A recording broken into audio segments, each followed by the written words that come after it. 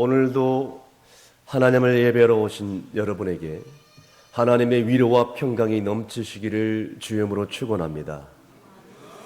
성지순례를 가면 카타쿰이라는 지하 동굴이 있습니다. 지금은 관광 명소로 아주 해외 모든 사람들에게 인기 있는 장소인데요. 저기 사진에 보는 것 같이 저도의 교인들은 로마의 박해에 피해서 저 지하 동굴로 숨어 들어갔어요. 저 카타쿰에서 예배를 드렸고, 그리고 로마의 병사들의 그 박해의 피신처가 되었던 것입니다. 그 속에서 들어가서 굶어 죽고 잡혀 죽고 또 여러 가지 힘들고 고통 세월을 보내다가 이렇게 앙상하게 뼈만 남아버리는 그 장소를 기점한 것입니다.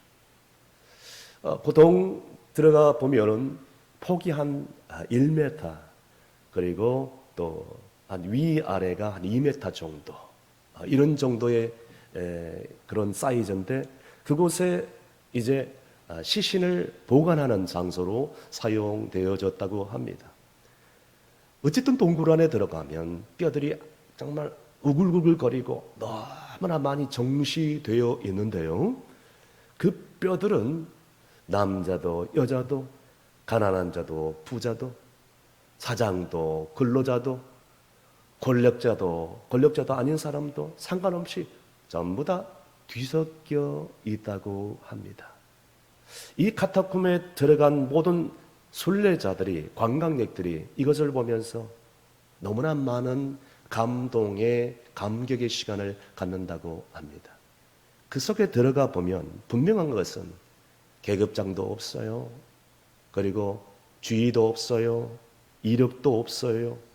앙상하게 남은 뼈밖에 없습니다. 저는 이 카타쿰을 사진으로 보면서 늘 생각하는 것은, 하나님의 도우심으로 지금까지 죽지 않고 살아있다는 것이 얼마나 감격스럽고 얼마나 감동된 일인지 모른다라는 생각이 계속해서 드는 겁니다.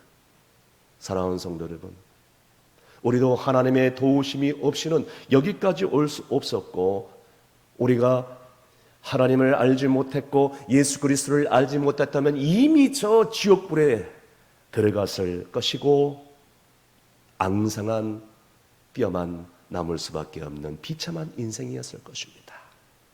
그런데 오늘 하나님의 은혜로 여기까지 왔었고, 오늘도 나는 살아 숨쉬고 하나님을 예배할 수 있는 하나님의 거룩한 백성이 됐으니 얼마나 감사합니까? 할렐루야.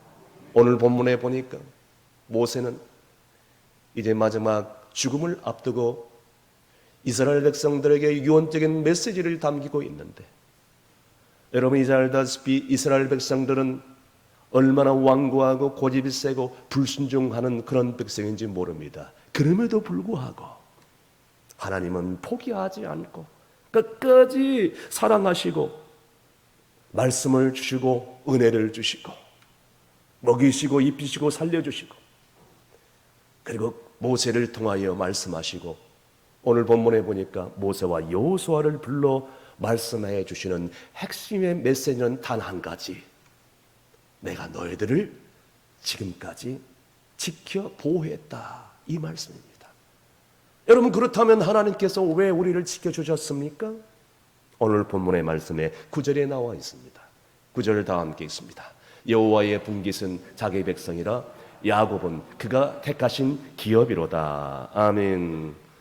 여러분, 이스라엘은 자기 백성이다, 또 이스라엘은 자기가 택한 기업이다 라고 지금 얘기를 하고 있습니다. 이유는 바로 이것입니다. 자기 백성이 무슨 뜻이죠? 자기가 선택한 백성이라는 것입니다. 그가 택한 기업은 무슨 뜻이죠?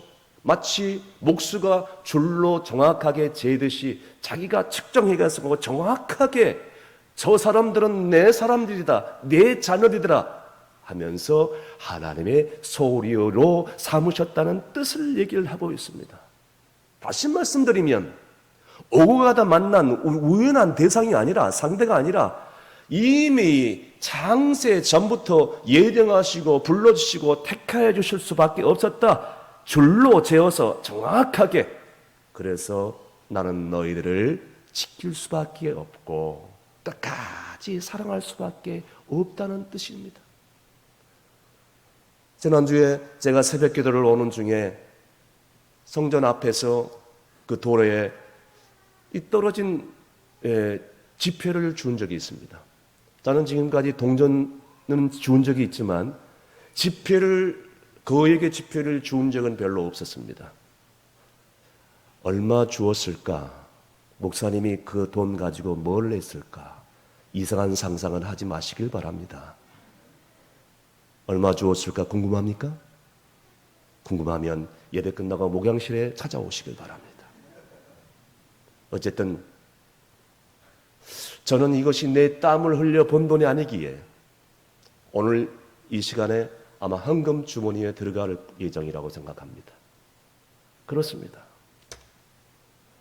길 가다 주운 물건과 내가 마음 먹고 정성을 들여 가치를 들여 산 물건은 여러분 차원이 다릅니다. 가치가 달라요. 그래서 오늘 하나님도 마찬가지입니다. 비교할 수 없죠. 하나님께서 우리를 자녀 삼아주시고 백성 삼아주시고 지켜주시는 이유가 뭡니까? 우리가 알다시피 독생자 예수 그리스도를 이 땅에 보내셔서 우리를 죄 가운데서 구원해 주시기 때문에, 그래서 그것을 믿고 그 진리를 믿는 하나님의 백성 삼아 주셨기 때문에, 하나님의 소유로 삼아 주셨기 때문에 여러분 우리를 지금까지 인도하시고 지켜주신 줄로 믿으시길 바랍니다. 아주 오래전에 서울에 있는 삼풍백화점 붕괴 사건이 여러분 잘 아시죠?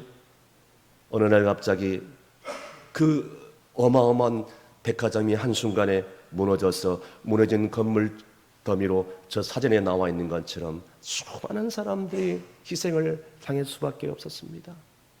그때 일부 사람들은 아주 신비한 체험을 했다는 경험을 얘기를 한 적이 있습니다. 예를 들자면 어떤 자매님은 이 같은 시간에 그곳에 백화점에 들어갔다가 이제 붕괴가 일어나려면 한순간에 저렇게 붕괴되지 않고 금이 가고 건물에 이상이 생기기 시작한다고 합니다. 그래서 갑자기 붕괴되기 몇 시간 전부터 에어컨이 작동이 되지 않아요.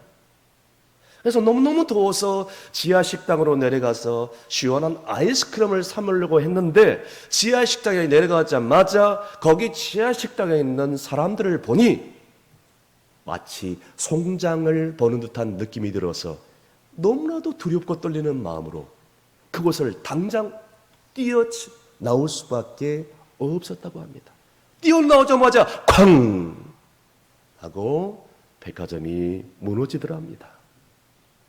뿐만 아니라 그 상품 백화점 인근에 아주 큰 대형 교회가 있습니다. 충신교회라고. 충신교회 교회 중에 하나 얘기입니다. 한 목사님이 이 상품 백화점 옆에 사는 집사님 댁에 신방을 가려고 집사님 댁에 전화를 드렸습니다. 집사님 지금 신방 가도 되겠습니까? 그런데 집사님이 목사님 지금 백화점에 쇼핑 가려고 준비를 하고 있는데요. 아 그래요. 그럼 쇼핑하시고 다음에 여유 있을 때 제가 신방 가겠습니다. 그때 그 집사님이 그 목사님의 전화를 받고 나자마자 그렇게 대답을 하더랍니다. 목사님 쇼핑은 다음에 하면 되죠. 지금 오십시오. 지금 신방 예배를 드리기를 원합니다. 그래가지고 목사님이 신방 예배를 드리러 갔다는 것입니다. 가서 신방 예배를 드리는 중에 갑자기 쾅 하면서 건물이 무너지는 소리가 들리더랍니다. 이 집사님은 신방 예배를 드리면서 살게 되었던 것입니다. 만약에 신방 예배를 안 드리고 쇼핑을 갔더라면 이 집사님은 이 세상 사람이 되지 않았을 것입니다. 사랑하는 성도 여러분, 오늘 이분들만 하나님께서 지켜 보여주십니까? 우리도 눈동자같이 하나님께서 지금까지 지켜 보호해 주신 줄로 믿으시길 바랍니다. 그래서 이사야서 43장 1절 말씀에 하나님이 이렇게 말씀합니다. 다 함께 읽습니다. 야곱아 너를 창조하신 여호와께서 지금 말씀하시느니라. 이스라엘아 너를 지으신 이가 말씀하시니라. 너는 두려워하지 말라. 내가 너를 구속하였고 내가 너를 지명하여 불렀나니 너는 내 것이라. 아멘. 따라했습니다. 너는 내 것이다. 가슴에 손을 얹고 나는 하나님의 것입니다. 나는 하나님의 것입니다. 아멘. 여러분, 말씀에 나와 있는 것처럼 우리는 하나님께서 창조하시고 구속하시고 지명하여 우리를 불러서 너는 내 것이다 이렇게 말씀해 주신 것입니다. 얼마나 감사합니까? 그러므로 내 인생은 내 것이 아닙니다. 그뿐만 아닙니다. 내 시간도, 내 물질도, 내 건강도, 심지어 내가 낳은 자식들도, 내가 지금 누리고 있는 모든 것들은 내 것이 아닙니다. 하나님의 것인 줄로 믿으시길 바랍니다. 그러니까 내가 하나님의 소유가 되면, 내가 하나님의 자녀가 된다면 반드시 하나님께서 우리를 지켜주실 줄로 믿으시길 바랍니다. 두 번째는 하나님이 어떻게 지켜주실까요? 계속해서 본문 10절 말씀 다 함께 있습니다. 여호와께서 그를 황무지에서 짐승이 부르짖는 광야에서 만나시고 호위하시며 보호하시며 자기의 눈동자같이 지키셨도다. 아멘. 여러분, 여기서 말씀하시는 황무지와 짐승에 부르짖는 광야란 무슨 뜻입니까? 황무지, 애굽의 지난날의 그 고통스러운 종살이 시간들, 그리고 또 저렇게 짐승에 부르짖는 광야, 출애굽한 다음에 그 엄청난 고통의 시련의 광야 40년 시간들, 울거리는 들짐승들이 정말 40년 동안 광야 생활에 얼마나 힘들겠네. 배고픔, 헐벗음, 그리고 전쟁, 그리고 너무 추위와 어려움, 이런 기타 등등 그들을 만나시고 그들의 고통과 유혹으로부터 지금까지 지키셨다는 그 이스라엘의 이 역사를 지금 의미를 하고 있는 것입니다. 그때 거기서 하나님께서는 그들을 그 현장 가운데서 만나시고 호위하시고 보호해 주셨다는 것입니다. 만났다는 말은 쉽게 말하면 하나님께서 사랑과 열정으로 찾아 나셨다는 것입니다. 호위하셨다는 것은 하나님께서는 끝까지 빈틈없이 어떤 위협으로부터 다 막아주시는 것입니다. 보호하셨다는 말은 여러분 잘 알다시피 하나님께서는 세심하게 디테일하게 정말 주의를 기울여서 끝까지 우리와 함께 하셨다는 것을 의미를 하고 있습니다. 아주 오래전에 영화를 하나 봤는데요, 영화 제목이 보디가드라는 영화입니다. 케이븐 코스터너, 휘트니 휴스턴 주연의 이 보디가드라는 영화를 보면서 저는 많은 생각을 가졌습니다. 영화의 내용은 간단합니다.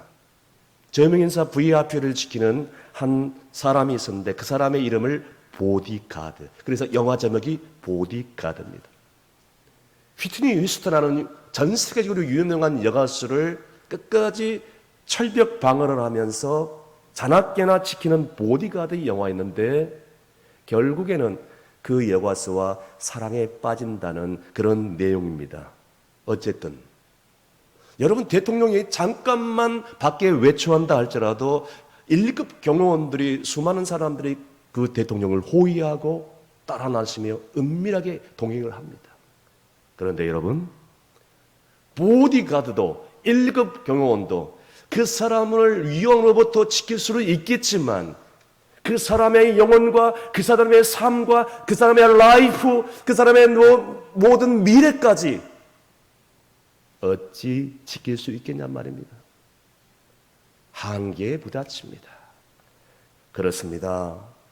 그런데 우리 하나님은요, 방금 읽은 말씀으로 우리를 사랑과 열정으로 나를 만나주시고 어떤 위험으로부터 끝까지 지켜주시고, 우리 하나님은 세심하게 디테일하게 보호하시고 이끌어주시고 지키시는 우리의 영원한 보디가드인 줄로 믿으시길 바랍니다. 그래서 시편 기자는 127편, 121편 7절에 이렇게 고백하고 있습니다. 다 함께 읽습니다. 여호와께서 너를 지켜 모든 환난을 면하게 하시며 또 내 영혼을 지키시리로다. 아멘.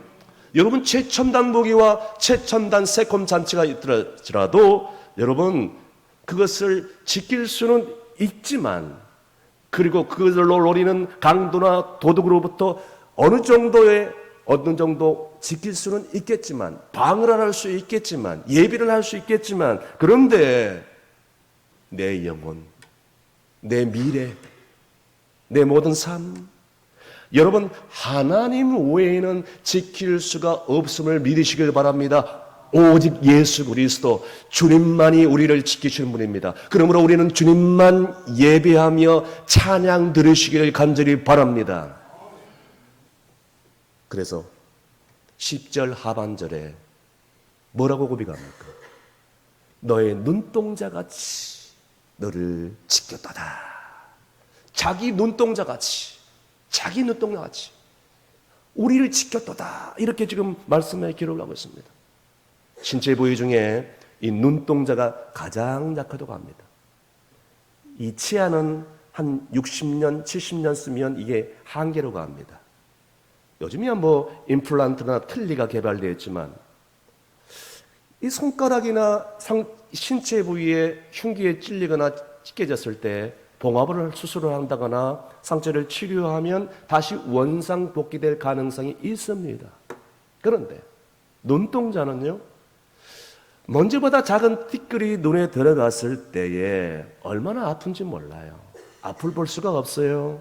눈물이 흐릅니다. 찌릅니다. 고통스러워요. 눈에 뭔가 하나 티가 들어마도 제대로 볼 수가 없습니다. 온 신체가 상처를 받게 되고 아프게 됩니다. 그래서 우리 좋으신 하나님께서 우리 인간을 만드실 때 눈동자만 만든 게 아니라 눈꺼풀로 다 안정스럽게 보호막을, 안정 자동 장치를 덮어 주셨다는 것입니다. 사랑하는 성도 여러분, 이렇게 하나님의 보호하심과 지켜주심은 이처럼 디테일하고 섬세하고 자상하시고 또 완벽한 줄로 믿으시길 바랍니다. 마지막으로 하나님이 어떻게 인도하셨습니까? 본문 11절에서 12절까지 다 함께 읽습니다. 마치 독수리가 자기의 보금자리를 어지럽게 하며 자기의 새끼 위에 너풀거리며 그의 날개를 펴서 새끼를 받으며 그의 날개 위에 그것을 엎는 것 같이 여호와께서 홀로 그를 인도하셨고 그와 함께한 다른 신이 없었도다. 아멘. 여러분, 독수리는 새 중의 왕이라고 합니다. 여러분, 대개 독수리는 높은 산 위에 깊은 산, 배랑, 그리고 바위 밑에 둥지를 튼다고 합니다. 그래서 이 독수리 새끼 훈련법은 엄격하고 혹독하기에 아주 유명합니다. 새끼가 날기를 시작할 때 어미 독수리는 둥지를 흔들어 버립니다. 그리고 그 새끼를 그 둥지에서 일부러 떨어뜨릴 수밖에 없습니다. 바위에 땅바닥에 떨어질만 하면 어미 독수리가 언제 달려왔는지 샥 하고 채갑니다. 그리고 다시 공중으로 올라갑니다. 등에 업고 또다시 떨어뜨립니다. 또다시 이걸 계속해서 반복하면서 마침내 새끼 독수리는 이 날개에 힘을 얻게 되고 근육이 생겨 스스로 살아갈 수 있는 그런 훈련에 임하게 된다고 합니다. 뿐만 아닙니다. 독수리는 태양을 직시하는 훈련을 받는다고 합니다. 그래서 맹수나 동물이나 인간이나 태양을 정면으로 바라볼 수가 없습니다. 자칫 잘못하면 이 눈에 시력을 잃기도 합니다. 그래서 태양을 정면으로 쳐다볼 수 없다고 합니다. 그런데 독수리는 새끼 독수리를 이리 훈련시킬 때 둥지를 흔들어서 일부러 태양을 직시할 수 있는 훈련을 계속해서 시키는 것입니다. 잠을 깨웁니다. 편안하게 놔두지를 않습니다. 너가 어미 독수리의 역할을 감당할 때까지 계속해서 새끼 독수리를 훈련시키는 것입니다. 태어날 때부터. 마침내 그래서 독수리는 새 중에 왕이 되는 것입니다. 갓 태어난 독수리는 다른 새들과 다를 게 없습니다. 털이 뭉실뭉실하고 똑같습니다. 그런데 훈련된 독수리는 다릅니다. 어미 독수리가 새끼 독수리를 이렇게 혹독하게 훈련을 거쳐서 드디어 새 중에 왕이 되는 것입니다. 사랑하는 성도 여러분, 마찬가지입니다. 하나님의 자녀를 훈련시킬 때 그냥 훈련시키지 않습니다. 마치 어미 독수리가 새끼를 훈련시키듯이 이렇게 극도로 엄한 훈련을 시킵니다. 강한 백성이 되게 만듭니다. 그래서 이스라엘 백성들을 애굽에 나오게 해서 40년 동안 광야에서 훈련시킨 것입니다. 말하자면 현지 적응 훈련입니다. 40년 동안 이렇게 강력한 훈련을 시키고 극기 훈련을 시켰던 것입니다. 그래서 이스라엘은요, 지금도 전쟁이 일어나고 있지만, 지금도 그렇게 작은 나라지만, 그 백성들이 디아스포라 세계 곳곳에 흩어져 있지만, 감히 강대국 미국도 중국도 함부로 할 수 없는 그런 중동의 한 복판에 권력을 가지고 있는 나라로 지금 서고 있는 것입니다. 여러분, 왜 군인을 훈련시킵니까? 간단하죠. 강한 군대를 만들기 위해서. 왜 음악가가 연습을 해야 됩니까? 연습을 잘해야 훌륭한 연주가 될 수 있기 때문입니다. 여러분, 선수가 왜 연습을 해야 됩니까? 연습을 잘해야 게임에 나가서 메달을 따고 승리할 수 있기 때문입니다. 여러분, 왜 성도들이 예배를 잘 드려야 되고 목회자에게 말씀 양육을 잘 받아야 됩니까? 세상을 이길 수 있는 강한 군사, 강한 십자가의 군병이 될 수 있도록. 할렐루야. 그런데 지휘관이 훌륭한 군사를 만들기 위해서 엄하게 훈련시키듯이 하나님께서는 우리를 편안한 둥지를, 그것이 어떤 것인지를 여러분은 자신은 알 겁니다. 그 둥지를 일부러 흔들어버리고 떨어뜨리고 연단시킨다는 것입니다. 그런데 말이죠, 그것은 하나님께서 우리에게 골탕 먹이시려고, 파멸시키려고, 곤란하게 만들려고, 그게 아닙니다. 궁극적인 훈련의 목적은 분명한 사실은 하나님께서는 우리 모두를 선한 길로 인도하신다는 사실을 믿을 수 있기를 바랍니다. 제가 아는 어느 교회 목사님의 간증 얘기입니다. 목사님께서 부부가 신방 요청을 해서 신방을 갔더랍니다. 가자마자 담임 목사님에게 종이 한 장을 내밀입니다. 과거에 썼던 편지였습니다.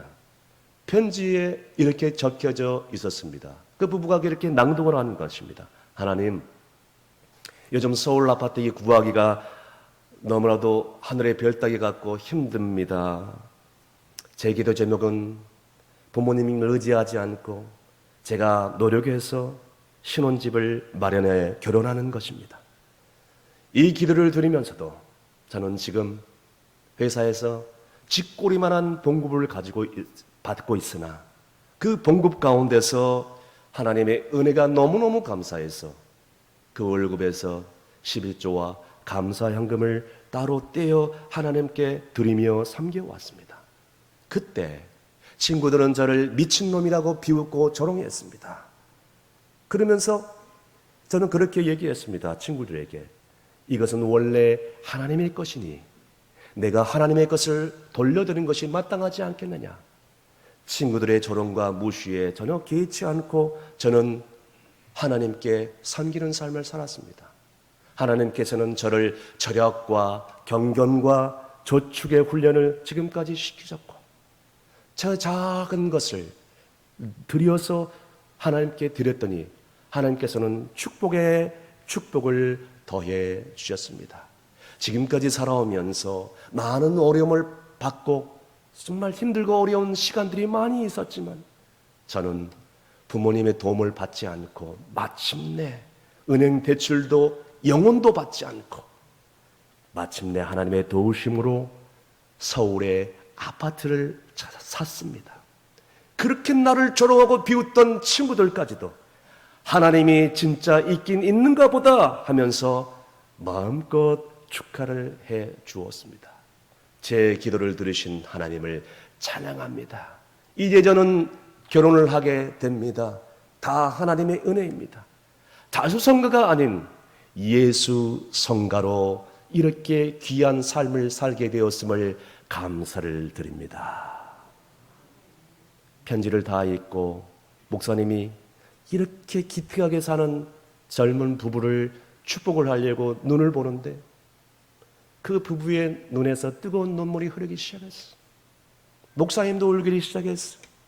알고 보니 이 부부가 결혼 전에 10년 전에 썼던 그런 기도하면서 썼던 그런 글이었어요. 편지를 10년 전에 썼는데 그 편지대로 그대로 10년 뒤를 돌아보니 집도 장만하게 되고 배우자도 만나게 되고 그렇게 기도하는 모든 제목들이 다 이루어져서 감격, 감사 가운데 이렇게 목사님을 모시고 신방 예배를 드리게 되었다는 것입니다. 사랑하는 성도 여러분, 언젠가는 우리가 가장 소중하게 여기는 것 하나 둘씩 떠나가게 됩니다. 사랑하는 사람 떠납니다. 내가 그토록 의지했던 건강 어느 한순간 무너집니다. 내가 그토록 의지했던 물질 어느 간에 한순간에 다 사라집니다. 그거 가지고 천국 갈 수 없습니다. 내가 그토록 의지했던 그거 한순간에 다 사라집니다. 내 인생도 어느 한순간에 다 무너질 날이 옵니다. 그런데요, 믿음의 기도는 무너지지 않습니다. 인생을 경영하고 하나님의 축복의 삶을 살아가는 최고의 경영 방법이 뭔지 아십니까? 오직 하나님 앞에 나와서 기도하는 경영 방법인 줄로 믿으시길 바랍니다. 그렇습니다. 사랑하는 성도 여러분, 신앙도 마찬가지예요. 훈련도 없이, 연단도 없이, 고난도 없이, 양육도 없이 편안하게 신앙생활을 하는 것 기대하지 마시기를 부탁을 드립니다.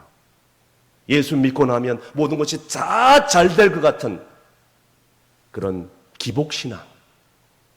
여러분, 돌을 닦고 수양을 하는 세상 사람들도 그렇게 힘들고 인내와 고통을 따르는 법인데 하물며 예수 그리스도를 믿고 따라가는 성도들 신앙생활을 편안히 할 수 있겠다. 여러분, 이 생각, 이 착각 부탁을 드립니다. 빨리 깨시길 바랍니다. 빨리 깨면 깰수록 도움이 될 겁니다. 그래서 히브리서 기자는 12장 2절 말씀에 이렇게 고백을 하지 않습니까? 다 함께 있습니다. 믿음의 주여 또 온전하게 하시는 이인 예수를 바라보자. 그는 그 앞에 있는 기쁨을 위하여 십자가를 참으사 부끄러움을 개의치 아니하시더니 하나님 보호자 우편에 앉으셨느니라. 아멘. 우리 주님께서 왜 십자가에 돌아가셨나요?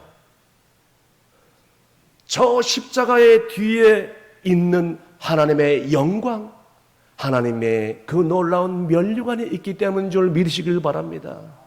사랑하는 성도 여러분, 세상이 우리에게 위로와 평안과 행복을 가져다 주는 것이 아니라 오직 예수님만 우리에게 참된 행복을 주시고 참된 위로를 주시고 참된 안식을 주시고 참된 피난처인 줄로 믿으시길 바랍니다.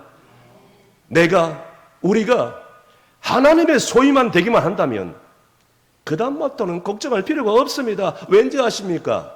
하나님이 다 지키시고 보호하시고 인도하시고 책임져 주십니다. 이 진리를 믿고 따라가는 여러분이 되시길 바랍니다. 말씀의 결론입니다. 하나님이 우리를 지키시는 이유가 뭡니까? 그것을 우리를 위하여 예수 그리스도를 보내셔서 제 가운데 우리를 구원해 주셨기 때문에, 그 진리를 믿는 백성은 내 백성이기 때문에, 그래서 하나님의 소유로 삼아 주셨기 때문입니다. 어떻게 지키셨나요? 자기 눈동자같이 지키셨다고 말씀하고 있습니다. 하나님은 자기 백성을 어미 독수리가 새끼 독수리를 훈련하듯이 그렇게 삶의 광야로 보내가지고 혹독하게 훈련시켰다고 말씀하고 있습니다. 그러므로 우리는 매 순간순간 힘들고 어려울 때 이런 기도를 드려야 될 것입니다.